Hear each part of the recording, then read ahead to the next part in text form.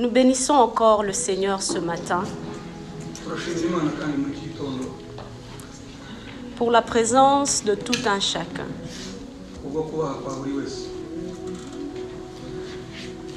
Pour ceux que le Seigneur a pu faire grâce ce matin. Et vous êtes venus. Je bénis le Seigneur pour ces moments qui sont passés.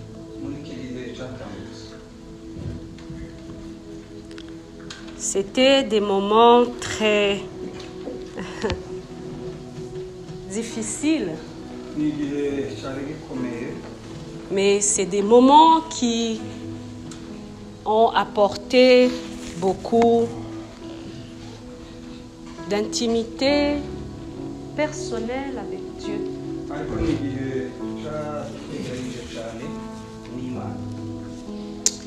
Pour ceux qui ont perdu leurs proches, c'était difficile quand on parle au téléphone et qu'on ne peut pas les rejoindre. Et ce qu'on a pu visiter aussi, nous le rendons gloire à Dieu. Que ça ne choque personne, mais c'est selon les temps. Mais nous rendons grâce à Dieu. Deuxièmement, nous bénissons le Seigneur parce qu'il n'y a personne qui a été malade dans l'église. Amen. Surtout pour les personnes aînées. Nous bénissons le Seigneur parce que je sais que plusieurs durant ces moments ont pris un temps personnel avec le Seigneur. Amen. Ce n'était pas facile.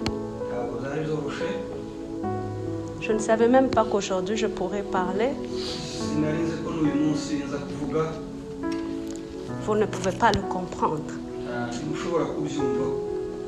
Ça fait 3 mois.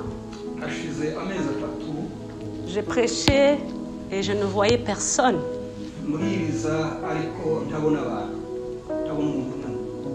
Je prêchais dans une salle.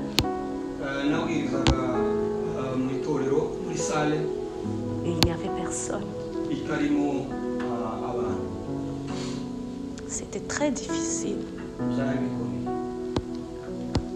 Très difficile. Peut-être d'autres personnes ne peuvent sentir ça. John a eu cette expérience. Et je pense que ce n'était pas facile non plus.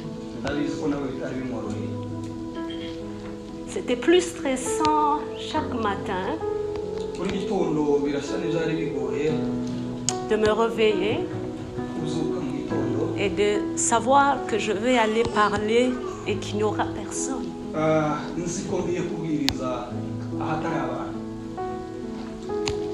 Et je bénis le Seigneur pour Papa Santos. Des fois, je prêchais puis je me disais, au moins lui, il est là, il écoute.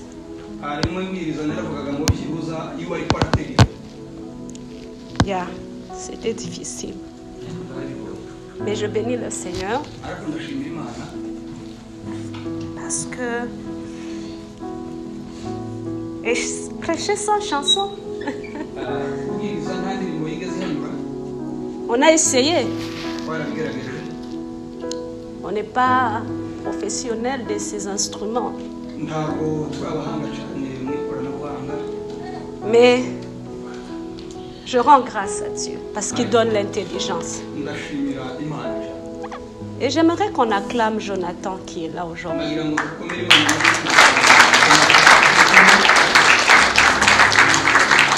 Donc, je prêchais et c'était les deux souvent qui étaient là, les deux.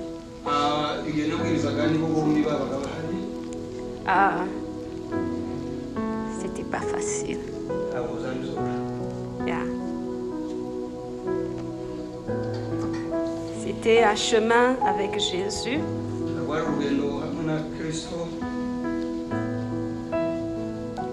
Et nous bénissons le Seigneur pour cela. Je ne manquerai pas de dire merci au Seigneur parce qu'il a vu que c'était des moments tellement difficiles qu'il a amené mon mari. Amen. Il n'est pas là aujourd'hui parce qu'il a des très jeunes enfants à la maison, mes autres petits-enfants qui sont à la maison, donc il fallait qu'il s'occupe de tous les enfants, mais je bénis le Seigneur pour sa présence durant ces moments-ci.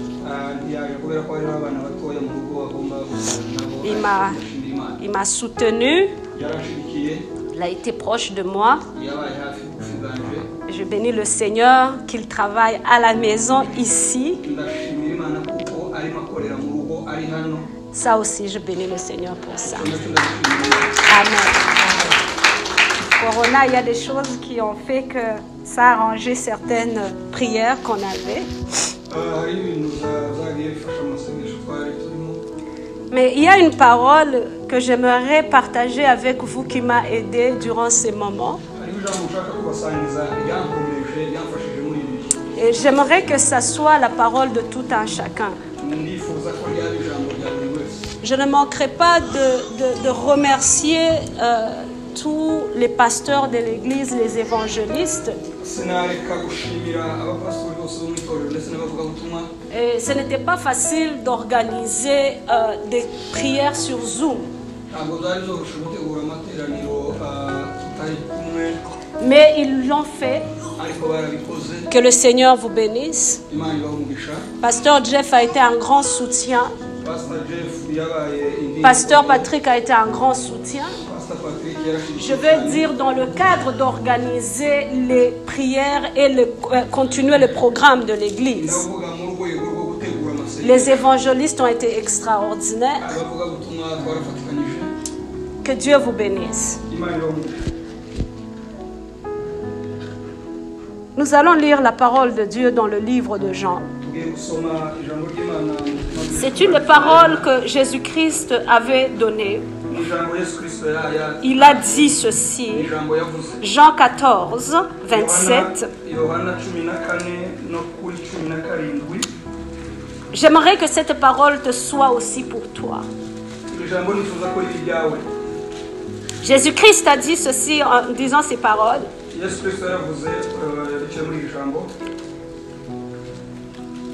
Tu peux commencer 25, comme ça tu vas mieux comprendre.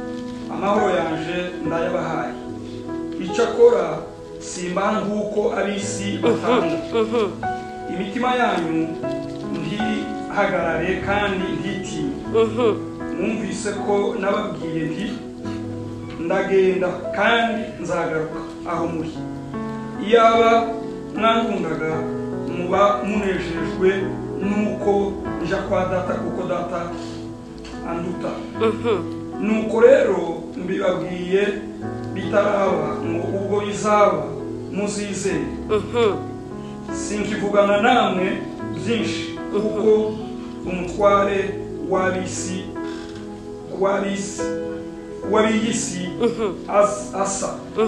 asa kandi ntacyo afite.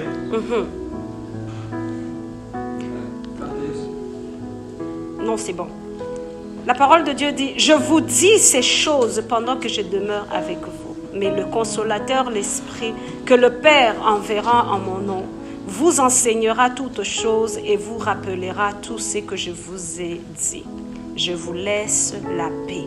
Je vous donne ma paix. Je ne vous donne pas comme le monde le donne, mais que votre cœur ne se trouble point et ne s'alarme point. Vous avez entendu que je vous ai dit, je m'en vais et je reviens vers vous.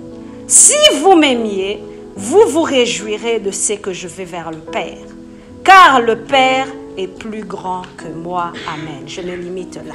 Amen. Et je me suis dit, Seigneur, qu'est-ce que je peux partager à ton peuple aujourd'hui?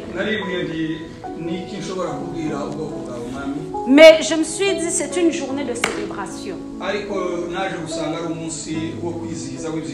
Et je me suis dit, qu'est-ce qui m'a aidé moi durant ces moments-ci? Et pour les parents qui ne sont pas là aujourd'hui, les mères, et je me suis dit, Seigneur, si on est en train de faire toutes ces choses des médias, c'est pour nos chrétiens qui sont restés à la maison, pour qu'eux aussi puissent les bénéficier.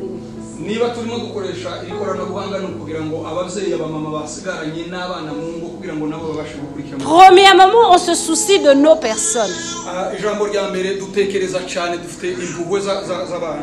Les autres qui ont bénéficié de ça,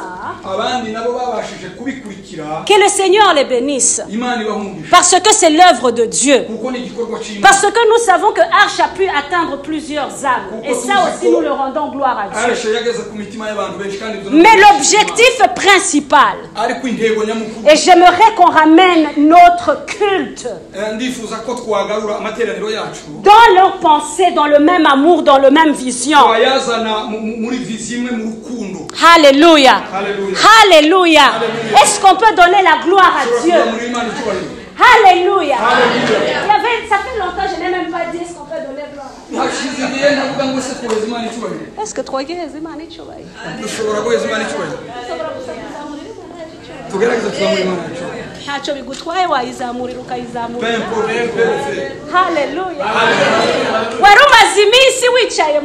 ça fait longtemps que tu étais à la maison. Tu t'es assis, tu as dormi.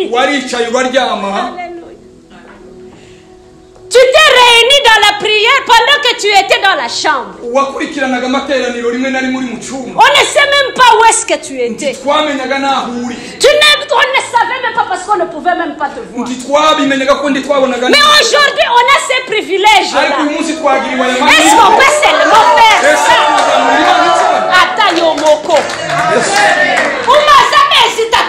Ça fait 3 mois que tu es à la maison.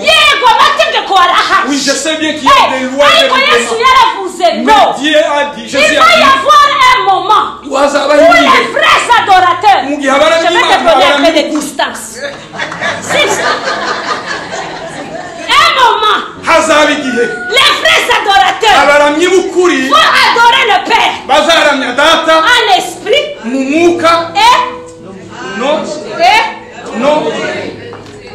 en esprit et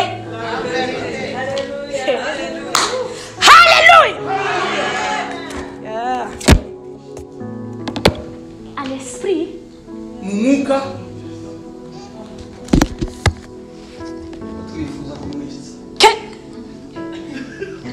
Dieu est esprit.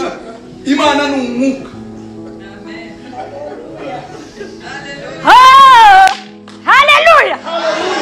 Narima zegimisi nanaivuka. Ça faisait longtemps.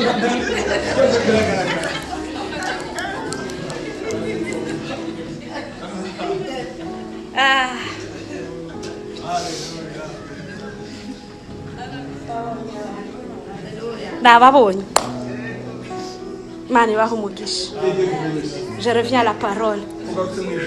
Jésus dit ceci. Je m'en vais. Vous allez être triste. Ça va être difficile pour vous. Malgré les circonstances dans lesquelles je veux partir. Malgré la crucifixion. Malgré l'humiliation. Mais je vais partir. Que vos cœurs ne se troublent point. Parce que je m'en vais vers le Père. Un Père qui m'a envoyé parce qu'il vous aimait. C'est aujourd'hui que j'ai compris la grâce. J'ai vu comment les lois. Le modérateur a dit ceux qui vont venir ici donnent ici. Et les autres viennent ici. Mais il y avait d'autres qui quittaient là, qui allaient là-bas. Mais je me suis dit ceci. Peut-être ils sont en train de confondre ce panier avec le panier de construction. Ariko hahise amezi 3 amategeko aragoye. Duhereze Yesu icyubahiro ngo Yesu yaje kutuvana mu mategeko. Dieu est venu nous arracher dans des lois.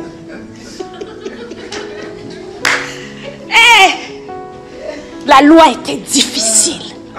Pour arriver à la place sainte, il y avait un protocole. Il y avait le lieu saint, le parvis, je peux dire, le lieu saint et le lieu très saint. Je pense qu'il y avait 3 étapes pour arriver au lieu très saint.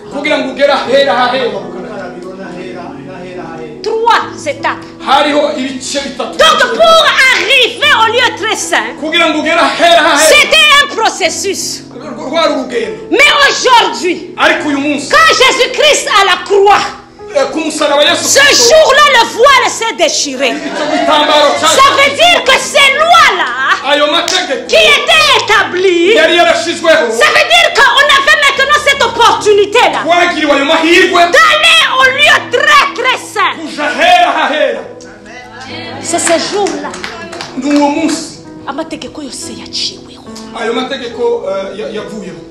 C'était très difficile. Et pour ceux qui s'aimaient, pour l'obéir et pour faire, c'était trop difficile. Mais Jésus-Christ, il est venu afin d'enlever la loi, pour que nous puissions nous rapprocher du lieu très saint, le lieu d'adoration, pour que nous puissions avoir ce moment-là de communion avec lui. Et puis en partant, il dit maintenant moi je vais partir. Oh, je vais établir le consolateur, le médiateur entre moi. Mais je vais vous donner la paix. La paix. Que ma paix, qu'elle soit avec vous. Pas comme la paix que le monde donne. Ce n'est pas de cette paix-là. Nous sommes, ça fait 3 mois. Le monde n'a pas eu de paix. L'économie du monde n'a pas eu de paix. Mais je me dis que ceux qui étaient en Christ, ils ont eu la paix. Naje gusanga. Je vis.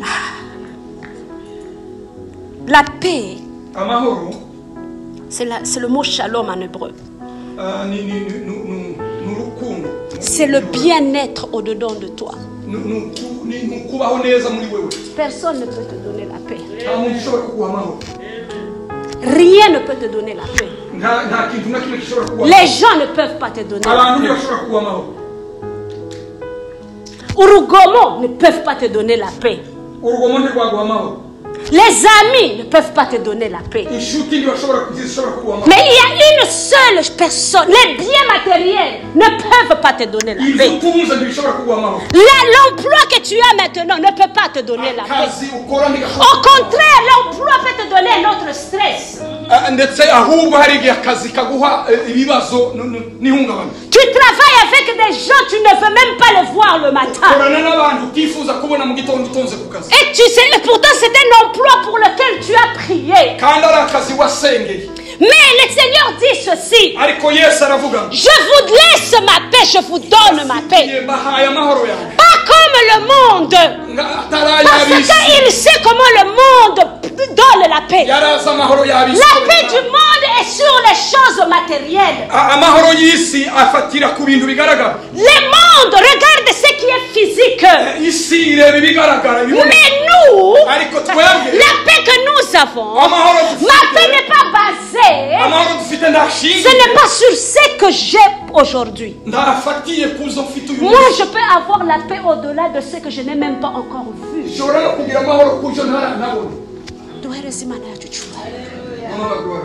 Alléluia.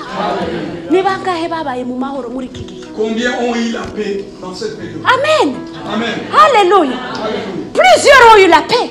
Combien de gens à l'extérieur qui ont manqué la paix, qui ont eu des problèmes de santé mentale, qui ont eu des dépressions, pendant que pour d'autres, c'était un moment de ressourcement.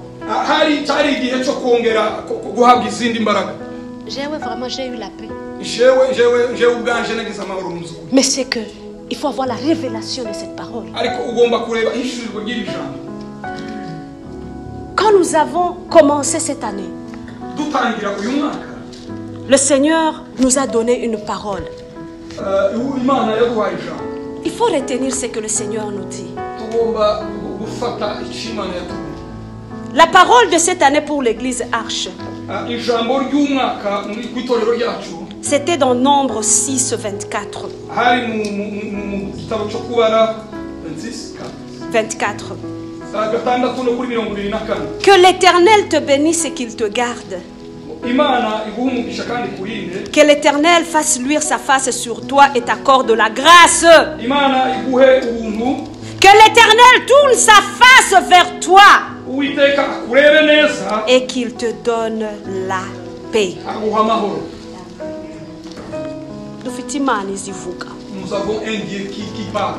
Et quand Dieu parle, il parle dans sa parole. Dieu ne parlera jamais à l'encontre de sa parole. Il ne peut pas aller différemment de cette parole. Puisque c'est une promesse. J'ai dit, Seigneur, tu nous as donné cette parole. Tu as dit que tu vas bénir ton église. Tu as dit que tu vas protéger ton église. Et que ta grâce sera sur nous. Et que ta face va luire sur nous. Et qu'au-dessus de tout, que tu vas déverser ta paix.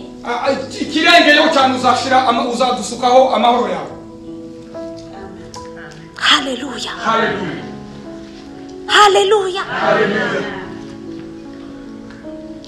La chanson qu'on a chantée a dit.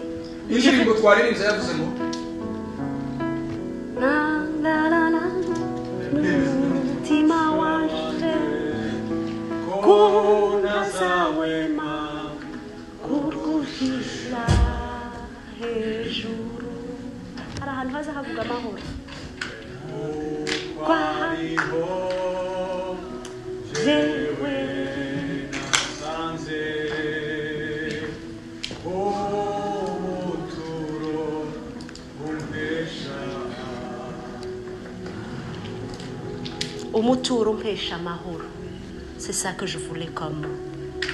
Alléluia. Alléluia. Il y a une paix que personne ne peut te donner. Et cette paix-là, c'est seulement Christ qui peut la donner. Il ne la donne pas selon les circonstances. Le monde peut manquer de paix. Et le monde est dans le tourment. Mais je veux te dire ce matin, et je veux rassurer quelqu'un ce matin, qu'il y a quelqu'un qui peut donner la paix, qui n'est pas basé sur les circonstances actuelles, qui n'est pas basé sur le moment présent, qui n'est pas basé sur les finances présentes. Ce qu'il veut, c'est que son église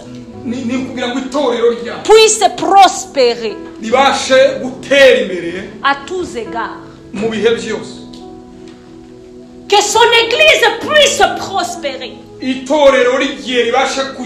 Ça, c'est le moment que le Seigneur veut d'une église prospère. Tu ne prospères pas à cause des temps et des circonstances. Mais tu peux prospérer même dans le désert. Tu peux prospérer. Tu peux avoir la paix quand le monde entier n'a pas de paix. Tu peux prospérer financièrement quand il y a des gens qui sont en train d'être chassés du travail. Tu peux avoir une bonne santé quand les autres sont en train de mourir. Pour les autres, la joie dépend de leur santé ou de leurs finances. Mais pour nous les chrétiens et les circonstances dans lesquelles nous nous trouvons aujourd'hui, ça demande des chrétiens qui sont mûrs et de savoir la source de leur paix, la source de leur fondement. Alléluia. Alléluia. Que la paix puisse être abondante dans nos vies.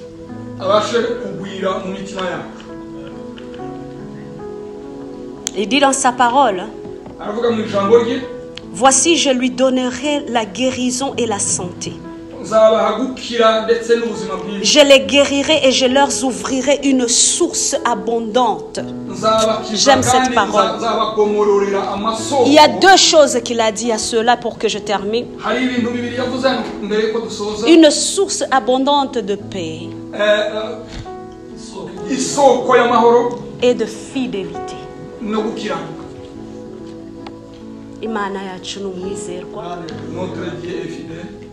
Il a été fidèle et il est fidèle à sa parole. Et sa fidélité à travers sa parole, c'est parce qu'aujourd'hui tu es assis ici. Alléluia. S'il nous prête encore vie, s'il nous prête encore de venir et de nous rassembler, c'est parce qu'il y a une parole qu'il a sortie pour toi. Et il y a des plans merveilleux qu'il avait déjà établis pour tout un chacun. Alléluia. Mais c'est qu'il veut te rassurer juste ce matin. Il veut amener des sources. Des sources de paix. Alléluia. Tu peux peut-être avoir une petite paix. Mais le désir de Dieu ce matin, c'est que tu sois une source jaillissante de paix. Une source qui jaillit de paix. Voilà ce qu'il veut de nous. Alléluia. Nous allons juste nous lever. Nous allons nous rendre gloire à Dieu. On peut partir dans un chant d'adoration. Un cantique d'adoration.